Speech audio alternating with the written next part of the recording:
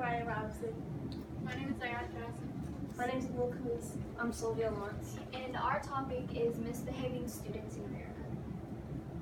So according to ProPublica.org, they did a study. Out of 228 misbehaving students, 38 was for threatening others, 61 was for disruption and non-compliance for adults, 27 was for truancy, 24 was for theft, and the rest of the 78 students was for other things like fighting, bullying, vandalism, drug and alcohol use. So we really think that misbehaving students is a problem in America and what's So our question is, what is the best solution for these misbehaving students? And the possible solutions we came up for was alternative schools, juvie, detentions and suspensions, student chores, and corporal punishment. Alternative schools is placing students in other schools, and juvie is basically being put into jail, but it's for minors. Detentions and suspensions is just taking students out of school for a period of time. And student chores, we would just make students take on some of the responsibilities that janitors have, and corporal punishment is receiving the highest amount of punishment at the highest level. Alright, so our top 3 solutions is capital punishment, detentions and suspensions, and student chores. And capital punishment they used to do back in the day, but they got rid of that. Detentions and suspensions is what they do now, and student chores is what they do in different countries today. So alternative schools, the pros of that is it helps kids who are struggling grade-wise, and it helps the kids' test scores, but that's only in math. And the cons are it's not 100% effective, and it doesn't help all students with behavioral issues. And according to NEA.org, parents do believe that the child didn't switch their behavior from good to bad because it wasn't as effective, the alternative schools. And yeah, this is why it wasn't a top 3 solution, because it's not as effective. The juvenile detention, pros of that is helps reduce dropout rates and increases school attendance. Also, the juvenile justice system was created in 30 other administrations, and there was an 80 to 90% success rate that was showed. And it shows that your crime is a crime no matter your age. The cons would be that juveniles will lose their relationships with their loved ones, and their academic scores will drop when they are far from home. Also, juveniles who serve in detention centers are more likely to commit more crimes in the future because they lose hope of ever becoming anything else other than that.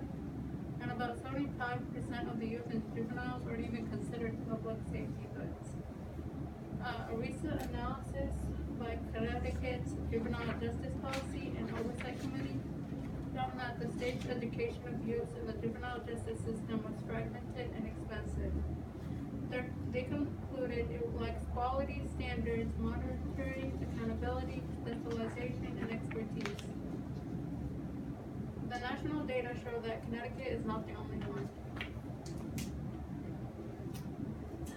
The only pro to capital punishment is that there's a switch in the child's behavior.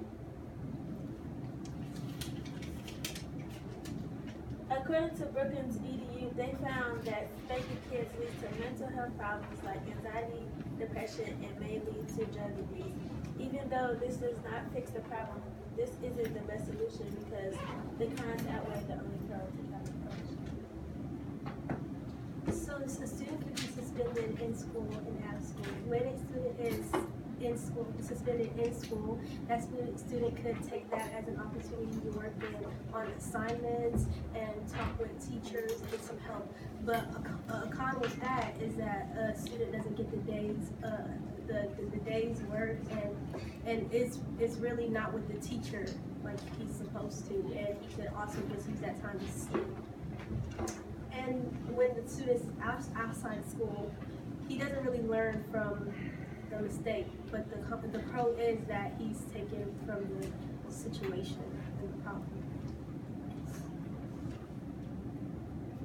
detention is when students are not in school, and after reading an article from the National Education Association, Deanna H., a school teacher, stated that after doing detention for her students, the bad behavior decreased after 4 weeks. And then Lou Ann Johnson, a teacher and author, after reading the article from her, she stated that using detention as a catch-all cure for student misbehaviors is like using one medicine for every physical.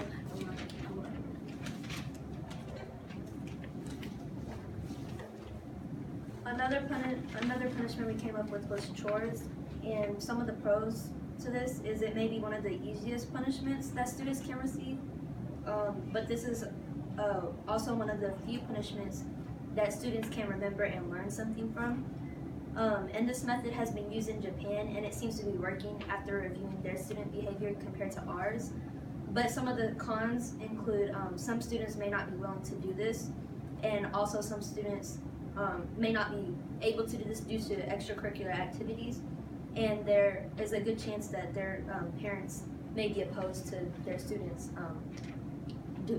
doing chores. And according to NPR.org, Kim De Costa proposed an idea to fire the janitors and let all misbehaving students clean the schools at least twice a week. And this is an effective solution that Japan has been using, so it would be a good idea for us to follow.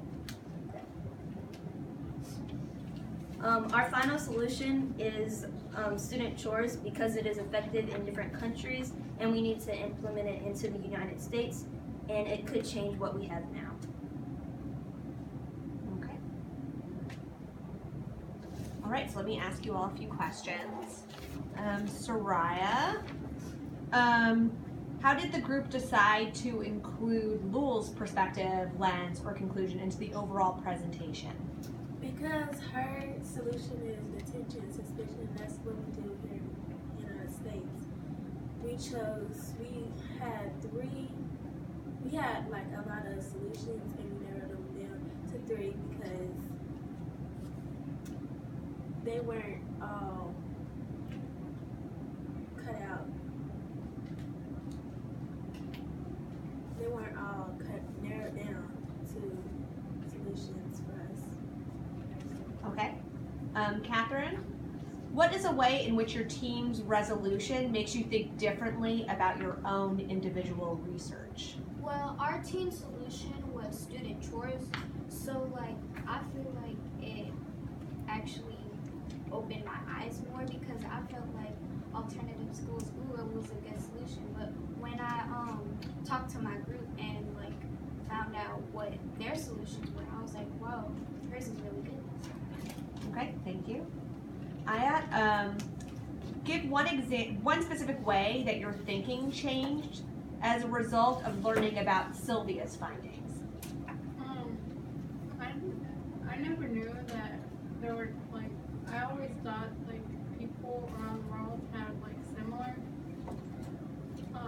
punishments, so it really surprised me that they had chores as because based on where I live, like back in Iraq, it's like very different, and they like hit you, so it never occurred to me that chores could be a punishment. Okay. Lul, what is an example of a compelling argument from one of your peers' individual reports that you decided to exclude from your presentation, and why? So from Soraya, she had this one. She found this one thing from this one article. I forgot what it was, but I remember that we didn't include it because it wasn't from a credible source. So we had to exclude that from our overall PowerPoint. Okay. And then Sylvia, what was the strongest counter argument to the solution or conclusion that made you think differently about your team's solution or conclusion? A counter argument we found was about capital punishment and how that they stopped doing that because it stopped working, and we kind of compared that to our overall solution, which was chores, and that helped the development of overall solution. Okay, great, thank you all very much.